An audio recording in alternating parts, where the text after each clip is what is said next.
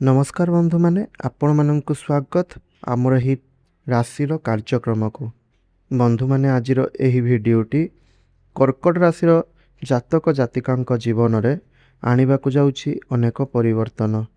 एही भिडियो रे कर्कट राशिर जातक जातिका माने जानिबे जे रथयात्रा परठारु जीवन रे केउ सब परिवर्तन गुडी को आसीबा पई जाउछि।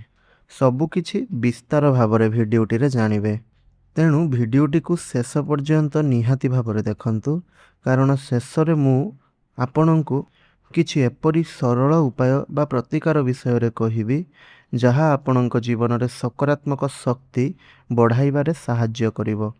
तेणु भिडियोटी आरंभ करिबा पूर्वरु जदि आपण महाप्रभु जगन्नाथंकर सच्चा भक्त अटंती तेबे कमेंट रे निश्चय लिखंतु जय श्री जगन्नाथ एवं भिडियोटी को लाइक करंतु शेयर करंतु आउ आमर चैनल को सब्सक्राइब करी पाखरे आसुथिबा बेल आइकन टी को दबाई दियंतु।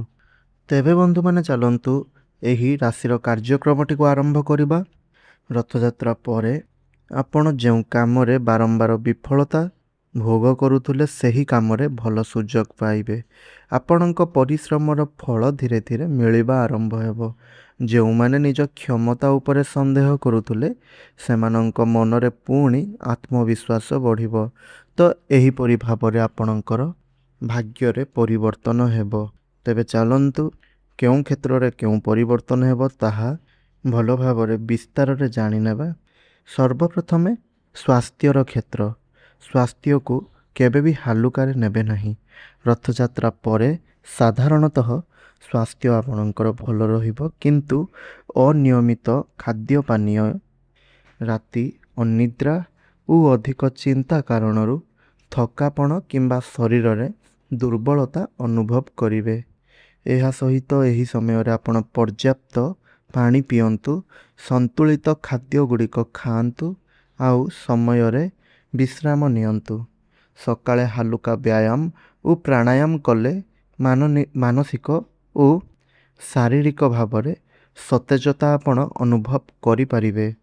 तेबे बंधु माने शिक्षा क्षेत्र कथा जदि कहिबा ताहेले जदि आपण जने छात्र किंबा छात्री अटंती तेबे एही समय आपणक पई धीरे धीरे सकारात्मक फल नेइकी आसीबो।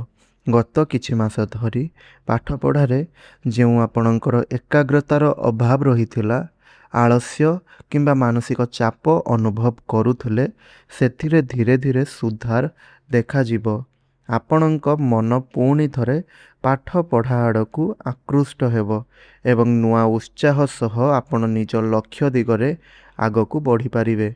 जेउ छात्र छात्री माने बोर्ड परीक्षा, प्रतियोगितामूलक परीक्षा, सरकारी चाकरी, bank, railway, SSC, UPSC, UPSC किंबा अन्य कौनसी प्रतियोगितामूलक परीक्षा पई प्रस्तुत करूछंती सेमानंकु एही समय रे परिश्रमर भल फल मिलिबार संभावना रहिछि। जदि आपण नियमित पढ़िबे, पाठ पढ़ा समय रे सठिक समयर व्यवहार करिबे एवं निज दुर्बल विषय उपरे टिके अधिक ध्यान देबे तेबे सफलतार संभावना बहु अधिक गुण बढ़िजिवो। उच्च शिक्षा पई प्रस्तुति करुथिबा छात्र छात्री को मध्य भल सुजोग मिलिबो। आपणक पसंदर कॉलेज किंबा कोर्स रे भर्ती हेबार रास्ता मध्य आपण देखिबाकू पाइबे। विदेश रे जदि पढ़िबार स्वप्न देखुथुले ताहेले केतेक छात्र छात्री पई मध्य भल संवाद नेई करी आसी पारे ही समय।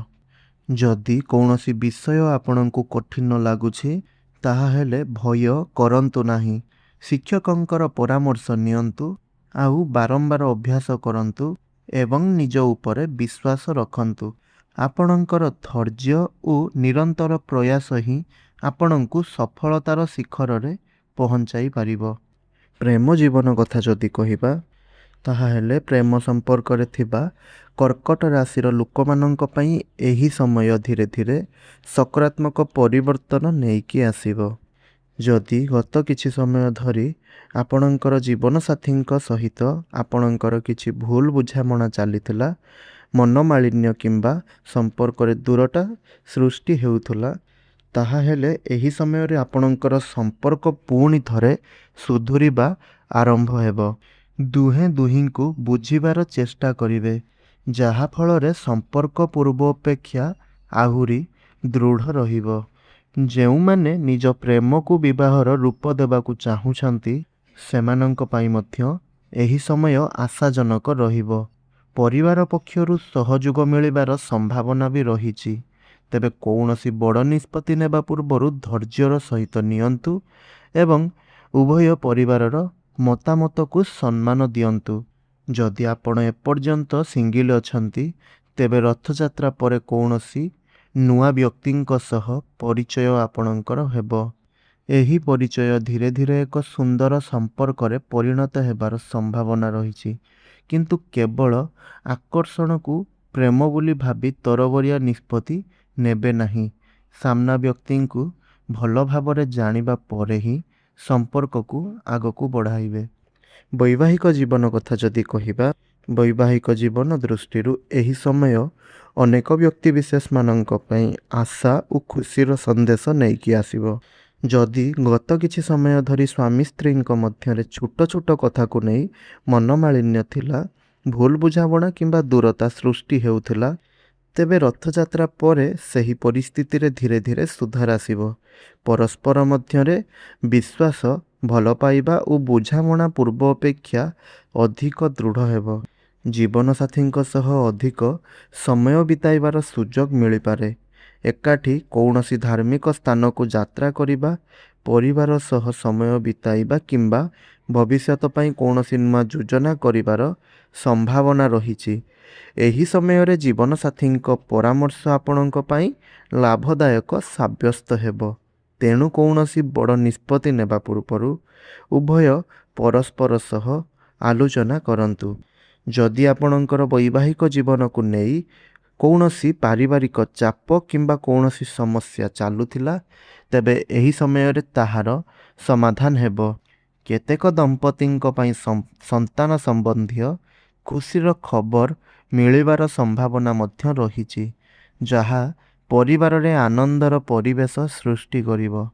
ତେବେ ଆପଣଙ୍କ ଜୀବନର ସବୁଠାରୁ ଗୁରୁତ୍ୱପୂର୍ଣ୍ଣ କଥା ଯାହାକି ଭାଗ୍ୟ ସମ୍ପର୍କରେ ଯଦି କହିବା, ତାହା ହେଲେ ରଥଯାତ୍ରା ପରଠାରୁ ଆପଣଙ୍କର ଭାଗ୍ୟ ଧୀରେ ଧୀରେ ପରିବର୍ତ୍ତନ ହେବାକୁ ଯାଉଛି। ଗତ କିଛି ସମୟ ଧରି ଯେଉଁ କାର୍ଯ୍ୟ ବାରମ୍ବାର ଅଟକି ଯାଉଥିଲା କିମ୍ବା ଅନେକ ଚେଷ୍ଟା ପରେ ମଧ୍ୟ ସଫଳତା ମିଳିପାରୁନଥିଲା, ସେହି କାର୍ଯ୍ୟରେ ଏବେ ଧୀରେ ଧୀରେ ସକାରାତ୍ମକ ପରିବର୍ତ୍ତନ ଆପଣଙ୍କୁ ଦେଖାଯିବ। ଆପଣଙ୍କ ପରିଶ୍ରମର ଫଳ ମିଳିବା ଆରମ୍ଭ ହେବ ଏବଂ ଦୀର୍ଘ ଦିନର ଅପେକ୍ଷା ପରେ କିଛି ଭଲ ଖବର ଶୁଣିବାର ସମ୍ଭାବନା ମଧ୍ୟ ଆପଣଙ୍କୁ ମିଳିବ। ଯଦି ଆପଣ ନୂଆ ଚାକିରି, ପଦୋନ୍ନତି, ବ୍ୟବସାୟ ବିସ୍ତାର, ଘର କିମ୍ବା ଜମି କିଣାବିକା କରିବାକୁ ଚାହୁଁଛନ୍ତି କିମ୍ବା ଜୀବନର କୌଣସି ବଡ଼ ଲକ୍ଷ୍ୟ ପାଇଁ ପ୍ରୟାସ କରୁଛନ୍ତି, ତେବେ ଭାଗ୍ୟର ସହଯୋଗ ଧୀରେ ଧୀରେ ଆପଣଙ୍କୁ ମିଳିବା ଆରମ୍ଭ ହେବ। କିନ୍ତୁ ମନେ ରଖନ୍ତୁ, କେବଳ ଭାଗ୍ୟ ନୁହେଁ, ପରିଶ୍ରମ, ଧୈର୍ଯ୍ୟ ଓ ସଠିକ୍ ନିଷ୍ପତ୍ତି ହିଁ ସଫଳତାର ପ୍ରକୃତ ଚାବିକାଠି ଅଟେ। କ୍ୟାରିୟର କଥା ଯଦି କହିବା, ତାହେଲେ କ୍ୟାରିୟର ଦୃଷ୍ଟିରୁ ଏହି ସମୟ ଆପଣଙ୍କ ପାଇଁ ଧୀରେ ଧୀରେ ଉନ୍ନତିର ଦ୍ୱାର ଖୋଲିବ। ଗତ କିଛି ଦିନ ଧରି ବା ଗତ କିଛି ମାସ ଧରି ଯେଉଁ ବାଧା, ଯେଉଁ ବିଳମ୍ବ ବା ଅନିଶ୍ଚିତତା ଆପଣ ଅନୁଭବ କରୁଥିଲେ, ସେଥିରେ ଧୀରେ ଧୀରେ ସୁଧାର ଆସିବ।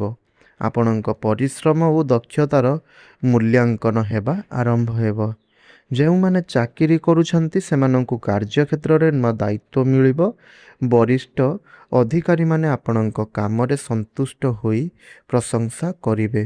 ଯଦି ଆପଣ ଦୀର୍ଘ ଦିନ ଧରି ପଦୋନ୍ନତି କିମ୍ବା ଦରମା ବୃଦ୍ଧିର ଅପେକ୍ଷାରେ ଅଛନ୍ତି, ତେବେ ଏହି ସମୟରେ ସକାରାତ୍ମକ ସଂକେତ ମିଳିବ। ଯେଉଁମାନେ ନୂଆ ଚାକିରି ଖୋଜୁଛନ୍ତି ସେମାନଙ୍କ ପାଇଁ ମଧ୍ୟ ଭଲ ସୁଯୋଗ ଆସିପାରେ। ଇଣ୍ଟରଭ୍ୟୁ, ଲିଖିତ ପରୀକ୍ଷା କିମ୍ବା ଚୟନ ପ୍ରକ୍ରିୟାରେ ଭଲ ପ୍ରଦର୍ଶନ କରିବାର ସମ୍ଭାବନା ରହିଛି। ଯଦି ନିଜ ଆତ୍ମବିଶ୍ୱାସକୁ ବଜାୟ ରଖନ୍ତି ଏବଂ ପ୍ରତ୍ୟେକ ସୁଯୋଗକୁ ଗଭୀରତାର ସହ ଗ୍ରହଣ କରନ୍ତି, ତାହେଲେ ସମୟ ଆପଣଙ୍କ ପାଇଁ ଭଲ ରହିବ। ବେପାର ବାଣିଜ୍ୟ କଥା ଯଦି କହିବା, ବ୍ୟବସାୟ ଦୃଷ୍ଟିରୁ ରଥଯାତ୍ରା ପରବର୍ତ୍ତୀ ସମୟ ଆପଣଙ୍କ ପାଇଁ ନୂଆ ସମ୍ଭାବନା ଓ ଉନ୍ନତିର ସଂକେତ ନେଇ ଆସିବ। ଯଦି ଗତ କିଛି ମାସ ଧରି ବ୍ୟବସାୟରେ ଲାଭ କମ୍ ହେଉଥିଲା, ଗ୍ରାହକଙ୍କ ସଂଖ୍ୟା କମି ଯାଇଥିଲା କିମ୍ବା ଆର୍ଥିକ ସମସ୍ୟା ଦେଖା ଦେଉଥିଲା, ତେବେ ଏହି ସମୟରେ ଧୀରେ ଧୀରେ ପରିସ୍ଥିତି ସୁଧୁରିବାର ସମ୍ଭାବନା ରହିଛି। ଯେଉଁମାନେ ନୂଆ ବ୍ୟବସାୟ ଆରମ୍ଭ କରିବାକୁ ଭାବୁଛନ୍ତି କିମ୍ବା ବ୍ୟବସାୟ ବିସ୍ତାରର ଯୋଜନା କରୁଛନ୍ତି, ସେମାନଙ୍କ ପାଇଁ ଏହି ସମୟ ଅନୁକୂଳ ରହିବ। ତେବେ କୌଣସି ବଡ଼ ବିନିଯୋଗ କରିବା ପୂର୍ବରୁ ସଠିକ୍ ଯୋଜନା ପ୍ରସ୍ତୁତ କରନ୍ତୁ ଏବଂ ବଜାରର ସ୍ଥିତିକୁ ଭଲ ଭାବରେ ବୁଝନ୍ତୁ। ତରବରିଆ ଭାବରେ ନିଷ୍ପତ୍ତି ନେଇ ଆପଣ ଭବିଷ୍ୟତରେ ଅସୁବିଧା ଭୋଗ କରିପାରନ୍ତି। ଆପଣଙ୍କର ପୁରୁଣା ଗ୍ରାହକମାନେ ପୁଣି ଥରେ ଆପଣଙ୍କ ସହ ଯୋଡ଼ି ହେବେ ଏବଂ ନୂଆ ଗ୍ରାହକଙ୍କ ସହ ପରିଚୟ ହେବାର ମଧ୍ୟ ଯୋଗ ରହିଛି। ବଜାରରେ ଆପଣଙ୍କର ବିଶ୍ୱସନୀୟତା ଓ ପ୍ରତିଷ୍ଠା ବଢ଼ିପାରେ, ଯାହାର ସିଧାସଳଖ ପ୍ରଭାବ ବ୍ୟବସାୟର ଆୟ ଉପରେ ପଡ଼ିବ। ତେବେ ବନ୍ଧୁମାନେ, ଏହା ତ ଥିଲା କର୍କଟ ରାଶିର ବ୍ୟକ୍ତିବିଶେଷମାନଙ୍କ ପାଇଁ ରଥଯାତ୍ରା ପରଠାରୁ ଆପଣମାନଙ୍କ ଜୀବନରେ କ'ଣ ସବୁ ପରିବର୍ତ୍ତନ ଆସୁଛି ତାହା ବିଷୟରେ ତଥ୍ୟ। ଏବେ ଜାଣନ୍ତୁ କିଛି ସହଜ ଏବଂ ସରଳ ପ୍ରତିକାର ଗୁଡ଼ିକ ସମ୍ପର୍କରେ। ତେବେ ପ୍ରତ୍ୟେକ ସୋମବାର ଶିବଲିଙ୍ଗରେ ଜଳ ଅର୍ପଣ କରି ଓମ୍ ନମଃ ଶିବାୟ ମନ୍ତ୍ର 108 ଥର ଜପ କରନ୍ତୁ।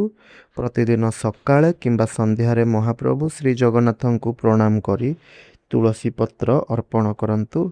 ସୋମବାର କିମ୍ବା ପୂର୍ଣ୍ଣିମା କିମ୍ବା କୌଣସି ଭଲ ତିଥିରେ ଗରିବ ଲୋକଙ୍କୁ ଚାଉଳ, କ୍ଷୀର କିମ୍ବା ଧଳା ବସ୍ତ୍ର ଦାନ କରନ୍ତୁ।